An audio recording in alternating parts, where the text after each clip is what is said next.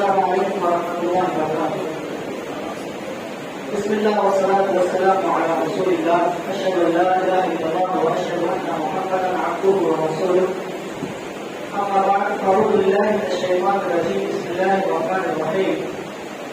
الرجال قوامون علی النساء بما فضل اللہ بعضهم علی بعض وبما انفقوا من اموالهم الى آخر الآیہ. محترم مسلیان، سورہ نساء کی تلاوت چل رہی ہے. سورہ نساء کی 2 آیتوں کی مختصر تفسیر کر کے آج اپنی بات کو ختم کروں گا. پہلی آیت یہ ہے، اللہ تعالیٰ بیان فرماتا ہے الرجال قوامون علی النساء، مرد حضرات عورتوں پر حاکم ہیں. مرد حضرات عورتوں پر حاکم ہیں. اللہ نے 2 وجہ بتائی. بما فضل اللہ بعضهم علی بعض، اس وجہ سے کہ اللہ تعالیٰ نے ایک کو دوسرے پر فضیلت دی ہے. وبما انفقوا من اموالهم، اور اس وجہ سے بھی کہ مردوں نے اپنے مال کو خرچ کیا ہے. یہ جو ٹکڑا ہے، اس ٹکڑے کی پہلے تفصیل سمجھتے ہیں. اللہ تعالیٰ اس آیت کریمہ میں بیان یہ فرما رہا ہے کہ مرد حضرات جو ہیں یہ عورتوں پر حاکم ہیں، عورتوں کے نگراں ہیں. مطلب یہ کہ مرد حضرات کو یہ اللہ کی طرف سے مقام حاصل ہے، فضیلت حاصل ہے کہ وہ عورتوں کا سرپرست ہے یا ذمہ دار ہے، عورتوں کا حاکم ہے اور اس کا نگہبان ہے. اور اللہ تعالیٰ نے اس کی 2 فضیلت بیان کی ہے یا 2 وجہ بیان کی ہے. پہلی وجہ یہ کہ اللہ تعالیٰ نے ایک کو دوسرے پر فضیلت دی ہے، یعنی مرد کو عورتوں پر فضیلت دی ہے. یہ فضیلت 2 اعتبار سے ہے. ایک تو یہ کہ اللہ تبارک و تعالیٰ کی طرف سے مردوں کی جو پیدائش ہوئی ہے یا فطری طور پر مرد حضرات جو ہیں یہ طاقتور ہوتے ہیں، عقل مند ہوتے ہیں، اور اسی طریقے سے ان کے اندر صبر کا مادہ، بردباری کا مادہ زیادہ پایا جاتا ہے. سمجھ رہے ہیں؟ مرد کو اللہ تبارک و تعالیٰ نے فطری طور پر ان چیزوں سے نوازا ہے، یعنی قوت اللہ رب العزت نے عطا کی ہے. ظاہری قوت بھی اور باطنی قوت بھی اللہ رب العزت نے عطا کی ہے. ظاہری قوت کا مطلب یہ ہے کہ ایک انسان طاقتور ہوتا ہے، ایک مرد طاقتور ہوتا ہے، عورت کے مقابلے میں صبر زیادہ ہوتا ہے، سنجیدگی زیادہ ہوتی ہے، مرد کے اندر عقل مندی زیادہ ہوتی ہے. غالباً یہی وجہ ہے کہ اللہ تبارک و تعالیٰ کی طرف سے کسی بھی عورت کو کسی بھی زمانے میں نبی اور رسول نہیں بنایا گیا. کسی بھی عورت کو کسی بھی زمانے میں کسی بھی قوم کے لیے عورت کو رسول اور نبی نہیں بنایا گیا، کیونکہ رسول جو پیغام پہنچانے والا ہے اللہ تبارک و تعالیٰ کا، اس کے لیے بہت ساری صفات چاہیے. تو قوی ہو، طاقتور ہو، اسی طریقے سے اس کے اندر صبر کا مادہ ہو، اس کے اندر برداشت کا مادہ ہو، اس کے اندر بردباری کا مادہ ہو، وہ دوسروں سے ٹکرا سکتا ہو. اس طرح کی قوت مرد کے اندر ہوتی ہے. اسی لیے اللہ نے مردوں کو ہی صرف رسول بنایا. اور ایک وجہ اللہ رب العزت نے یہ بیان کیا وَبِمَا أَنفَقُوا مِنْ أَمْوَالِهِمْ، کیونکہ مردوں نے عورتوں پر خرچ کیا یا مرد عورتوں پر خرچ کرتے ہیں. کل آپ کو بتایا گیا تھا کہ کمانے کی ذمہ داری کس کی ہے؟ مردوں کی ذمہ داری ہے کمانے کی.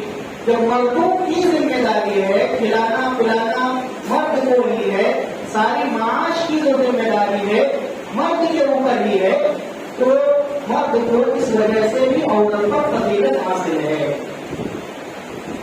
اللہ کے رسول صلی اللہ علیہ وسلم نے کئی چیزوں میں ایک دو حدیث میں اس چیز کو ذکر کیا ہے. اللہ کے رسول نے ایک حدیث میں بیان فرمایا کہ وہ عورت کبھی کامیاب نہیں ہو سکتی جس نے عورت کو ذمہ دار بنا دیا، اپنے امور کا ذمہ دار اگر بنا دیا تو وہ قوم کبھی کامیاب نہیں ہو سکتی.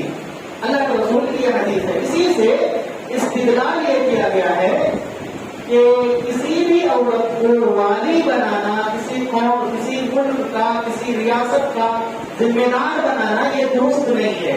اسی طریقے سے قاضی وغیرہ بنانا، فیصلے کا ان کو حق دینا، یہ سب جائز نہیں ہے. شیخ صالح عثیمین وغیرہ نے اس چیز کو تفصیل سے بیان کیا ہے. یہ اور بات ہے کہ کچھ ملکوں میں کچھ مجبوریاں ہوتی ہیں کہہ لیجیے، یا وہاں کے کچھ الگ مسائل ہوتے ہیں، اسلامی نظام نہ ہونے کی وجہ سے یہ چیزیں ہوتی ہیں. لیکن جہاں اسلامی نظام ہو وہاں پر ان عورتوں پر بڑے بڑے کورٹ پر عورتوں کو کبھی بھی فائز نہیں کیا جاتا. اگر کہیں کیا جاتا بھی ہے تو وہ سنت کے خلاف ہے، شریعت کے خلاف ہے. اس کے بعد اللہ تعالیٰ نے فرمایا فالصالحات قانتات حافظات للغیب بما حفظ اللہ.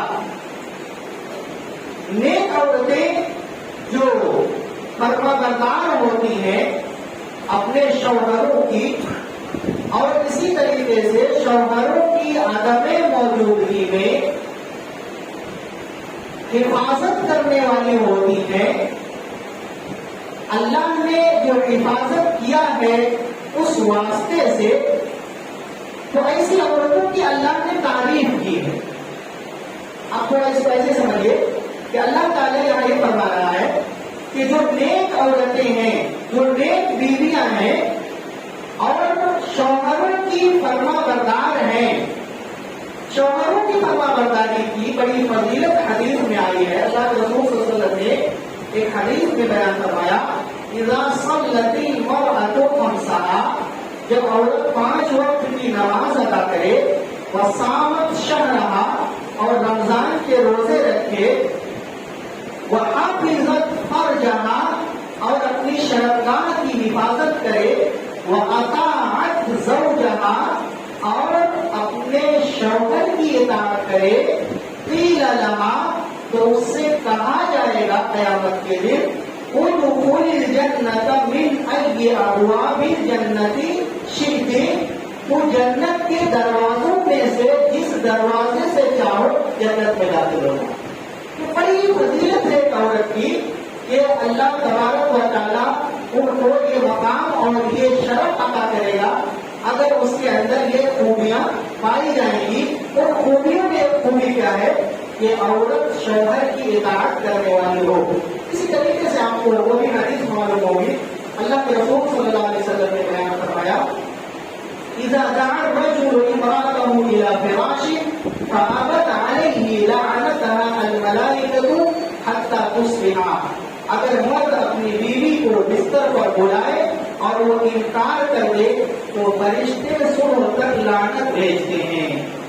فرشتے صبح تک لعنت بھیجتے ہیں. یہ چیز ہے کہ شوہروں کی فرما برداری کرنا عورتوں کے لیے بہت ضروری ہے. کن چیزوں میں؟ جو مشروع چیز ہے، جائز چیز ہے، ان چیزوں میں.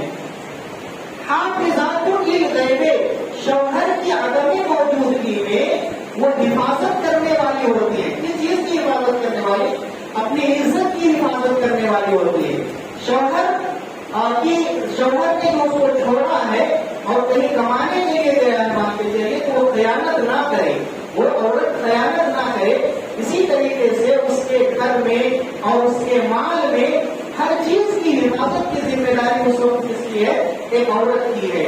اللہ کے رسول صلی اللہ علیہ وسلم نے ایک حدیث میں بیان فرمایا خیر النساء امرأة اذا نظرت الیها سرتک، سب سے بہترین بیوی وہ ہے کہ جب تم اسے دیکھے تو وہ تمہیں مسکرانے پر مجبور کر دے. وَإِذَا أَمَرْتَهَا أَطَاعَتْكَ، اور جب تم اسے حکم دے تو وہ تیری اطاعت کرے.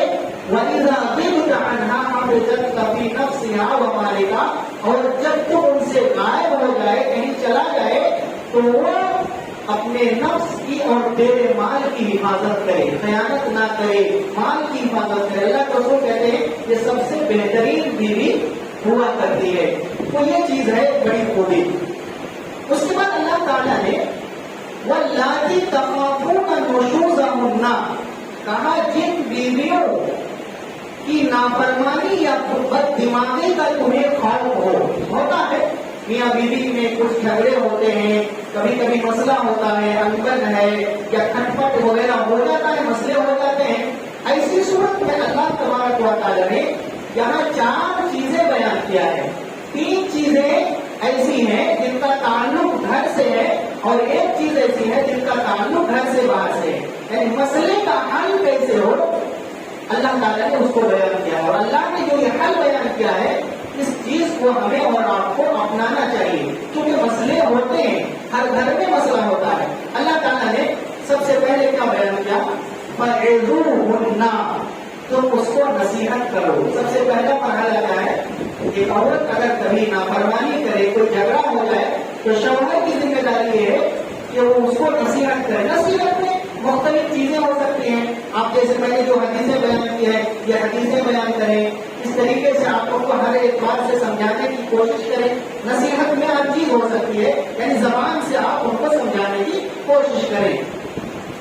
اگر زبان سے سمجھانے کے بعد بھی اثر نہ ہو، وہ اپنی اسی نافرمانی پر قائم ہے وہ عورت، تو اللہ تعالیٰ نے دوسرا مرحلہ بیان کیا، وَهْجُرُوهُنَّ فِي الْمَضَاجِعِ، کہ تم بستروں میں ان کو الگ کر دو.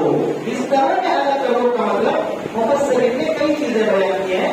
ایک چیز تو یہ ہے کہ تم اپنے بستر کو الگ کر دو، مطلب جس بستر میں تم ایک ساتھ سوتے تھے وہاں نہ سو، اس کو الگ سوتے تھے تم الگ سو جاؤ، یا تو وہ الگ کمرے میں سوئے اور تم دوسرے کمرے میں سو جاؤ، یا تو ان کے ساتھ ہم بستری نہ کرو. اور یہ بھی کہا گیا ہے کہ اگر ہو سکے تو 2-3 دن تک ان سے بات چیت نہ کرو، اس سے بات چیت نہ کرو. اس طریقے سے ان سے الگ ہونے کی کوشش کرو. ایک عورت کے لیے یہ بہت بڑی دوا ہے کہ ایک شوہر اس سے علیحدہ ہو جائے یا الگ ہو کر کے سوئے نا، تو ایک عورت اگر سمجھدار ہے تو اس کے لیے چیز کافی ہے. یہ بہت اچھی دوا ہے اور بہت اچھا ٹیبلٹ ہے جو عورتوں کو دیا جانا چاہیے.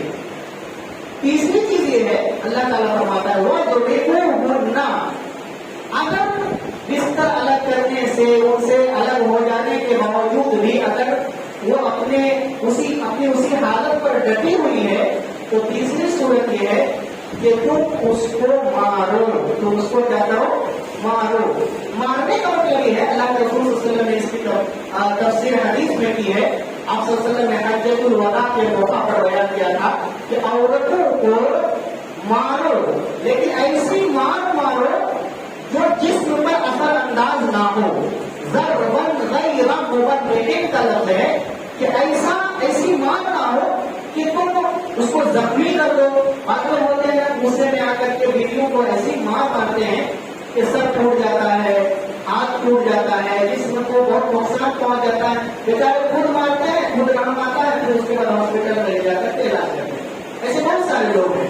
تو ایسا نہیں کہ مارنے کا مطلب کبھی یہ نہیں کہ ایسی مار مارو کہ بدن میں کچھ نقصان ہو جائے، بلکہ ہلکی پھلکی مارے تاکہ وہ اپنی عادت سے باز آ جائے. اسی طریقے سے مارنے کے سلسلے میں اللہ کے رسول صلی اللہ علیہ وسلم نے ایک اور بات بیان کی ہے کہ کسی کے چہرے پر نہیں مارنا ہے. عام طور پر ہماری بھی آپ کی بھی سب کی کمزوری ہوتی ہے نا، مارتے تھپڑ منہ پر ہے کہ عام طور پر یہ کمزوری انسان سے. اللہ کے رسول نے بیان کیا ہے کہ کسی کو بھی، چاہے آپ کا بچہ ہو، بیوی ہو، کوئی بھی ہو، چہرے پر مارنا یہ منع ہے. چہرے پر مارنا جائز نہیں ہے، کیونکہ چہرہ جو ہے بہت نازک چیز ہے. مثلا کسی کی آنکھ میں آپ نے مار دیا، پتہ چلا کہ زندگی بھر اس کی آنکھ ہی زندگی بھر اس کی آنکھ چلے گی، ہے نا، آنکھ اس کی ٹوٹ گئی. اس طرح سے بہت ساری چیزیں ہو سکتی ہیں. یا کان پہ مارا، مطلب تو کان پہ مارنے کی وجہ سے اس کی سماعت ختم ہو گئی، وہ سننے کی قوت نہیں رکھ سکا، تو یہ مارنا جائز نہیں ہے. ابن ماجہ کی ایک روایت ہے، ایک بہت دلچسپ واقعہ ہے. ایاس بن عبداللہ بن ابی ذباب بیان کرتے ہیں، ایک مرتبہ رسول اللہ صلی اللہ علیہ وسلم نے فرمایا لا تضربن اماء اللہ، تم اللہ کی لونڈیوں کو نہ مارو. مطلب یہ کہ بیویوں کو نہ مارو. تو صحابہ کرام بیویوں کو مارنے سے باز آ گئے. کچھ دنوں کے بعد حضرت عمر فاروق رضی اللہ عنہ اللہ کے رسول صلی اللہ علیہ وسلم کی خدمت میں حاضر ہوئے اور شکایت کیا، یا رسول اللہ قد ظہر النساء علی ازواجہن، اے اللہ کے رسول مارنے سے آپ نے منع کیا تھا، لیکن یہ عورتیں جو ہے نا بیویاں تو سر پہ چڑھ گئی ہیں، مطلب یہ بہت نافرمان ہو گئی ہیں۔ آپ صلی اللہ علیہ وسلم نے کہا کہ جاؤ تب ہلکی پھلکی مار مارو، ہلکی پھلکی مار مارو۔ پتہ نہیں صحابہ کرام کب سے صبر کیے ہوئے تھے، بیویوں کو جا کر کے پیٹنا شروع کر دیا، مسئلے ہوئے پیٹنا شروع کر دیا۔ اللہ کے رسول صلی اللہ علیہ وسلم بیان کرتے ہیں کہ اس رات کو اللہ کے رسول کے گھر میں 70 عورتیں، لقد طاف الليلة بآل محمد 70 امرأة كل امرأة تشتكي زوجها فلا تجدون أولئك خياركم۔ 70 عورتیں اللہ کے رسول صلی اللہ علیہ وسلم کے گھر میں آئی اور سب نے یہ شکایت کی کہ مجھے میرے شوہر نے مار مارا ہے، مجھے میرے شوہر نے آج مار مارا ہے۔ اللہ کے رسول صلی اللہ علیہ وسلم نے وہاں نصیحت کرتے ہوئے کہا کہ لوگوں، مارنے کا مطلب یہ نہیں ہے کہ تم اس طرح سے مارنا شروع کرو، اور آپ نے یہ فرمایا کہ جو لوگ اپنی بیویوں کو اس طرح مارتے ہیں وہ لوگ اچھے لوگ نہیں ہیں، وہ لوگ اچھے لوگ نہیں ہیں۔ میں کہنا چاہ رہا ہوں کہ مارنے کا مطلب کبھی یہ نہیں ہے کہ اس کو اس طرح مارا جائے۔ دیکھیے ہماری بیٹیاں، آپ کی بیٹیاں، آپ کی بہن، آپ اپنے لیے جو پسند کرتے ہیں نا بھلائی وہ دوسروں کے لیے بھی پسند کریں، یہ بہت بڑا اصول ہے۔ آپ کسی کی بیٹی کو شادی کر کے لاتے ہیں، ٹھیک ہے آپ کا قبضہ ہے، اس پر کنٹرول ہے، آپ اس کو مار پیٹ کریں، یہ کریں وہ کریں، مار مار کے زخمی کر دیں، یہ کیسے درست ہے کہ آپ اپنی بیٹی کے سلسلے میں یہ چیز پسند کر سکتے ہیں؟ آپ اپنی بہن کے سلسلے میں یہ چیز پسند کر سکتے ہیں؟ نہیں پسند کر سکتے ہیں۔ تو یہ چیز ہے، تو 3 چیزیں ہمارے سامنے ہوئی۔ پہلے یہ کہ نصیحت کرنا ہے، اگر نصیحت پر نہ مانے تو بستر میں الگ ہو جانا ہے، اور اس پر بھی نہ مانے تو ہلکی پھلکی مار کے ذریعے سے اسے سمجھانے کی کوشش کرنا ہے یا اس کو سدھارنے کی کوشش کرنا ہے۔ اللہ تعالیٰ بیان فرماتا ہے فَإِنْ أَطَعْنَكُمْ فَلَا تَبْغُوا عَلَيْهِنَّ سَبِيلًا، اگر وہ مارنے کے بعد اطاعت کرنے لگے، فرما بردار ہو جائے، تو تمہارے لیے پھر کوئی دوسرا راستہ نہیں ہے کہ تم دوسرا کوئی راستہ تلاش کرو۔ دوسرا کوئی راستہ کا مطلب یہ کہ تم طلاق دینے کے بارے میں نہ سوچو، اس کو زیادہ تنگ کرنے کی کوشش نہ کرو، اب اس پر ظلم و ستم کرنے کی کوشش نہ کرو، کیونکہ وہ فرما بردار ہو چکی ہے۔ آخر میں اللہ تعالیٰ نے بیان فرمایا ان اللہ کان علیما علیٰ کبیرا، اللہ تبارک و تعالیٰ اعلیٰ ہے، برتر ہے اور بڑا ہے۔ اس آیت میں کل میں نے آپ کو ایک چیز بیان کیا تھا کہ اللہ تعالیٰ جب کسی چیز کا حکم دیتا ہے یا کوئی چیز بیان کرتا ہے تو اس آیت کا آخری حصہ جو ہے نا بہت امپورٹنٹ ہوتا ہے، بہت اہم ہوتا ہے۔ اللہ نے کہا کہ ایسا ایسا ایسا ایسا کرو اپنی بیویوں کے ساتھ، لیکن آخر میں اللہ تعالیٰ نے کیا کہا؟ یاد رکھو کہ اللہ تعالیٰ علی ہے، اللہ تعالیٰ کیا ہے؟ برتر ہے، اللہ کے پاس علو ہے، اللہ تعالیٰ ذات کے اعتبار سے بھی اوپر ہے اور اللہ صفات کے اعتبار سے بھی اوپر ہے۔ اس لیے اللہ تبارک و تعالیٰ نے اگر تمہیں کنٹرول دیا ہے اپنی بیویوں پر تو تم یہ سوچ کر کے رہو کہ اللہ کا کنٹرول بھی تمہارے اوپر ہے۔ اس لیے مارتے وقت بالکل ایسا نہیں ہو جانا ہے کہ تم مار مار کر کے اس کو اتنی تکلیف پہنچا دو کہ وہ برداشت نہ کر سکے۔ تمہیں اس پر کنٹرول ہے تو مجھے بھی تم پر کنٹرول ہے، یہ سوچ کر کے رکھنا ہے۔ اسی لیے آیت کا آخری ٹکڑا دیکھیے، اللہ تعالیٰ علی ہے اور اللہ تعالیٰ کبیر ہے، یعنی بڑا ہے، تم کیا ہو، اس کے آگے کچھ بھی نہیں ہو۔ صحابہ کرام میں یہ سب چیزیں ملتی ہیں۔ اللہ کے رسول صلی اللہ علیہ وسلم کے ایک صحابی اپنے غلام کو مار رہے تھے، اپنے غلام کو مار رہے تھے۔ اللہ کے رسول صلی اللہ علیہ وسلم نے آواز دیا یا فلان یا فلان، اے فلان اے فلان۔ وہ صحابی جب پیچھے مڑ کر کے دیکھتے ہیں تو دیکھتے ہیں کہ اللہ کے رسول صلی اللہ علیہ وسلم ہے۔ اللہ کے رسول صلی اللہ علیہ وسلم نے ان سے کہا اس غلام کو جو تم مار رہے ہو، اس غلام پر تم جو آج قادر ہو، تمہارا کنٹرول ہے، اللہ تعالیٰ تمہارے اوپر اس سے زیادہ کنٹرول رکھتا ہے، تمہارے اوپر اللہ اس سے زیادہ قادر ہے۔ اللہ کے رسول نے یہاں کیا سمجھایا؟ آپ کے ماتحت اگر کچھ لوگ ہیں، آپ اس پر اگرچہ کے قادر ہیں، لیکن آپ کو ہمیشہ یہ سوچنا ہے کہ اللہ ہم سے کہیں زیادہ قادر ہے، آپ اس پر ظلم و ستم نہ کریں۔ اس صحابی نے کہا اللہ کے رسول کیا کرو؟ تو اللہ کے رسول صلی اللہ علیہ وسلم نے کیا کہا؟ مجھے ہی کہا، اس صحابی نے کہا کہ میں اس غلام کو آزاد ہی کر دیتا ہوں، اس غلام کو میں آزاد کر دیتا ہوں۔ یہ چیز ہے کہ 3 مراحل کے بعد چوتھا مرحلہ اللہ تعالیٰ نے بیان کیا ہے کہ وَإِنْ خِفْتُمْ شِقَاقَ بَيْنِهِمَا فَابْعَثُوا حَكَمًا مِنْ أَهْلِهِ وَحَكَمًا مِنْ أَهْلِهَا إِنْ يُرِيدَا إِصْلَاحًا يُوَفِّقِ اللَّهُ بَيْنَهُمَا إِنَّ اللَّهَ كَانَ عَلِيمًا خَبِيرًا۔ اللہ تعالیٰ نے بیان فرمایا کہ اگر پھر بھی انبن کا تمہیں خوف ہو میاں بیوی کے درمیان، تو تم بیوی کی طرف سے ایک جج بھیجو، اچھا نیک آدمی فیصلہ کرنے والا، اور مرد کی طرف سے بھی، یعنی گھر سے باہر آپ معاملہ کو لانا ہے، گھر سے باہر لائیے اور 2 آدمی کو ادھر، 1 آدمی کو ادھر سے، 1 آدمی کو ادھر سے بتائیے اور انصاف کرنے کی کوشش کیجیے۔ اللہ تعالیٰ نے کیا فرماتا ہے کہ اگر دونوں اصلاح چاہتے ہیں، دونوں کی اگر نیت اصلاح کی ہے تو اللہ تعالیٰ ضرور اصلاح فرمائے گا، اصلاح کی اللہ تعالیٰ توفیق عطا فرمائے گا۔ اور آگے اللہ تعالیٰ کیا فرماتا ہے؟ اللہ تعالیٰ علیم ہے، جاننے والا ہے اور خبیر ہے۔ یہ 4 جو طریقے ہیں، یہ 4 طریقے اگر کسی کے گھر میں کوئی مسئلہ ہو تو اس طریقے سے اختیار کرنا چاہیے، اور انشاءاللہ اگر نیت اچھی ہو ایک انسان کی تو اللہ ضرور اس کا حل پیدا فرمائے گا اور اللہ تعالیٰ مسئلے کو ضرور حل کرے گا۔ کئی چیزیں تھی، اللہ کیا کرو ہے، تقریباً میں نے 20 چیزیں لکھی تھی 2 آیتوں کے تعلق سے، کہ 20 فائدے ہمیں سمجھ میں آتے ہیں ان آیتوں سے، لیکن شاید ٹائم نہیں ہے۔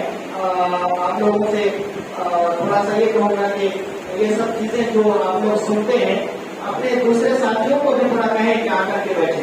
بہت کم لوگ بیٹھے ہوئے، بہت کم لوگ، ایسا نہیں ہے، الحمدللہ میں محنت کر کے لانے کی کوشش کرتا ہوں اور آپ کو ضرور فائدہ ہوگا اور فائدہ پہنچانے کی کوشش کرتا ہوں، لیکن بہت لوگ خالی ہیں، آپ لوگوں کو تھوڑا لانے کی کوشش کریں اور درس کی طرف لوگوں کی ترغیب دلائیں، تو یہ آپ کے لیے، ہمارے لیے، سب کے لیے بہتر ہے۔ اللہ تعالیٰ ہم سب لوگوں کو نیک توفیق عطا فرمائے، جن کے جو مسائل ہیں اللہ تعالیٰ ان کے مسائل کو حل فرمائے، میاں بیوی کے ساتھ اگر کسی کا مسئلہ ہے تو اللہ کو ان کے مسئلے کو حل فرما، پرسکون زندگی اور خوشحال زندگیوں کو عطا فرما۔ اقول قولی ھذا واستغفر اللہ لی ولکم ولسائر المسلمین۔ السلام علیکم۔